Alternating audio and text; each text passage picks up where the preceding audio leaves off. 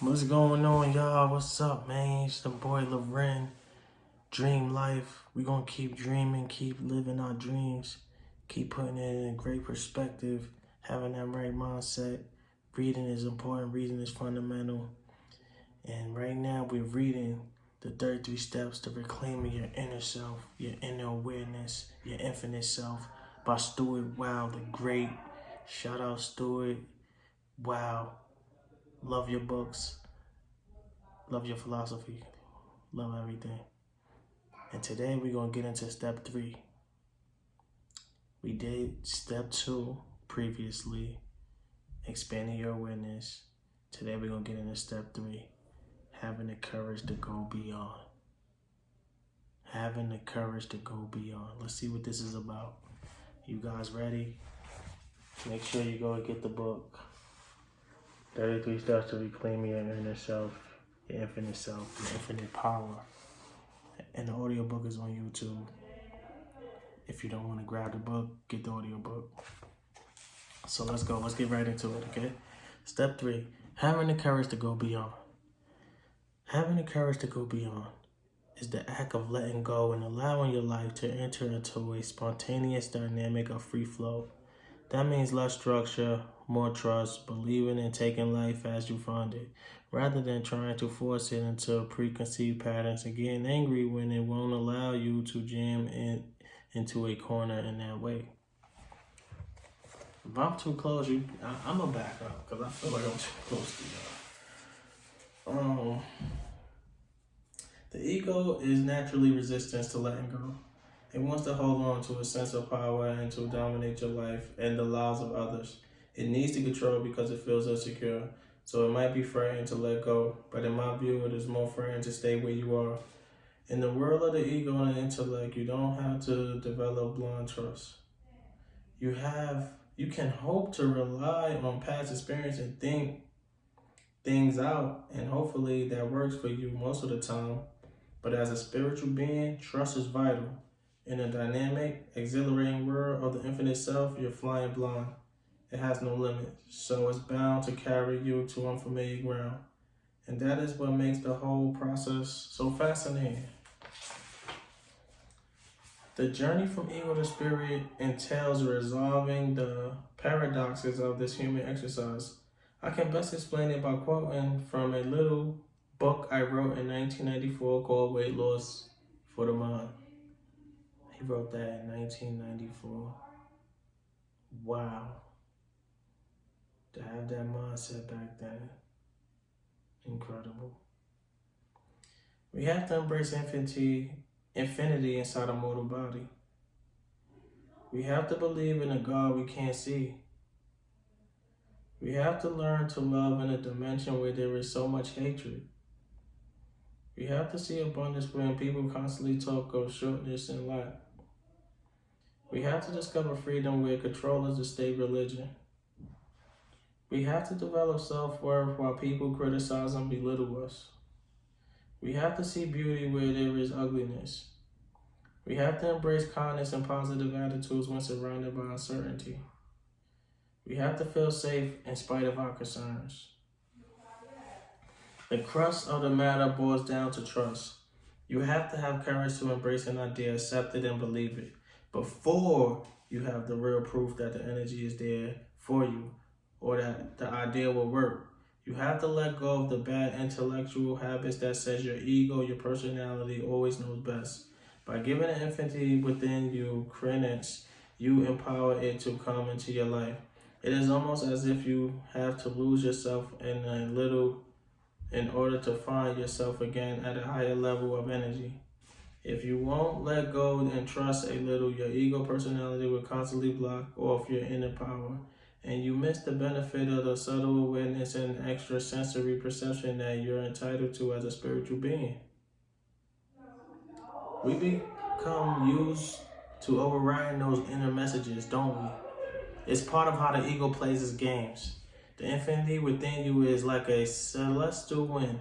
It blows gently in the direction and assists you, but only when you quiet the mind and control the ego. People ask me, is it intuition? Yes or no? It's more than intuition. Spontaneous intuition is how it manifests in the early stages. Later, the dialogue from the infinite self comes through as all-knowing, instant information, deriving from heightened feelings.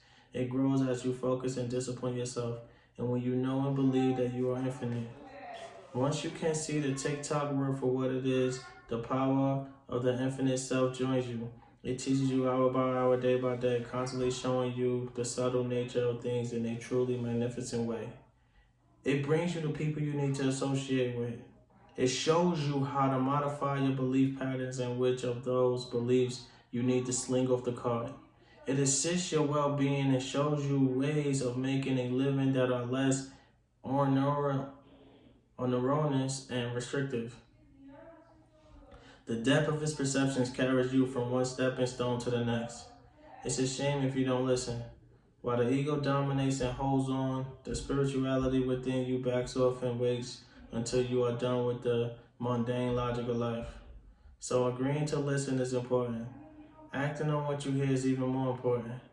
It doesn't matter at first if you get things a bit mixed up, if you're not sure what comes from the infinite self and what it is from the mind.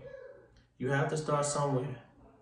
That is all important. The first step, you have to start somewhere. You gotta get in. You gotta start somewhere. If you don't listen and open up, the world you created via your personality and your preferences and the perception you have of the world around you starts to dwindle in energy. You use it up. The power available to you, the energy of the place where you live, the circumstances, your work, your relationships, your substance all begin to drop to a lower level because no new energy flows in to sustain them. Gradually, you become less and less secure, entering into a stagnant dead zone, which is, in effect, the external manifestation of a tired and lifeless mind. Every day, there is less energy than before. Less excitement, more boredom, and irritation. Often this discriminating effect will be suffocated. You'll feel trapped. Life becomes a flat line.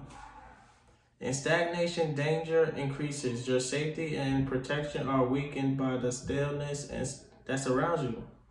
Imagine a dead zone as a circular, flat piece of paper. Gradually, through negativity and emotional effects of restriction, the side of the paper starts to curve up. It begins to take the shape of an upside-down cone. The longer you allow the dead zone around you to exist, the steeper the walls of the cone become, and the further you slip down to the cone towards its invert apex, the more you become trapped. At the bottom of the cone, the intensity of your mind and the lack of energy and support in the circumstances that surround you are so great that you approach a situation of extreme restriction. Life closes in around you, and sadly, you may not have enough energy to climb out. The restriction of a lifeless situation such as this can cause disquiet and may result in dysfunctional or reckless behavior. If it can lead eventually to hopelessness and an early death. Agree with yourself in a quiet moment of prayer or contemplation that you do have the courage to be different. You will change. You will fight the ego's lack of energy by embracing a new idea. You may get some flack from people around you because you want to change. But so what? In a stagnant situation, anything is better than staying where you are. Next, have the courage to accept and weather the pain and aggravation the ego will undoubtedly put you through as you try to disempower its government of your life. It isn't going to like what's going on. It will protest with logic and emotion and sounding arguments, hoping to turn you around. When that happens, stiffen your resolve and perform some discipline the ego won't like. Throw yourself in the river at 4 a.m. every morning for a week. That should fix it pronto.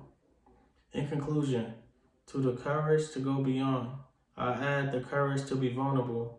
As you change and grow, the ego will feel assailed and threatened. If you have little or no resistance, you'll be fine. If you resist and fight, it will hurt a lot. So be courageous, allow yourself to become vulnerable. Put aside a macho, dogmatic, insistent philosophy that most people suffer from. Enter instead into the essence, spiritual beauty of moving and flowing without necessarily knowing which way to go or how you'll get there. Believe, believe, believe. Have the courage to go beyond the ego, to go beyond your intellect. Have the courage to go beyond, believe in something deeper.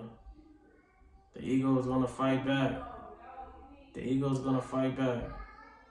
But you gotta have the courage to let go, have a free-flowing life. You gotta dig deep inside of that and fight on. That's one of your fights in life. To have the courage to go beyond the ego. You're bigger than you ever could imagine. The things that you think, the way that you live, everything is not how it seems. How you think it is. Have the courage to go beyond, dig deeper, and understand that that's one of the staples that's going to get you to your infinite self. You gotta have the courage to go beyond the ego, to a spiritual sense. Dig deeper. Call it in. Call it in with your words. Call it in. Call it in right now. I want to go deeper. I want to go deeper. I want to have that inner witness. I want to have the courage to go deeper. That's what you got to do. That's step 3. Having the courage to go beyond. I'm out.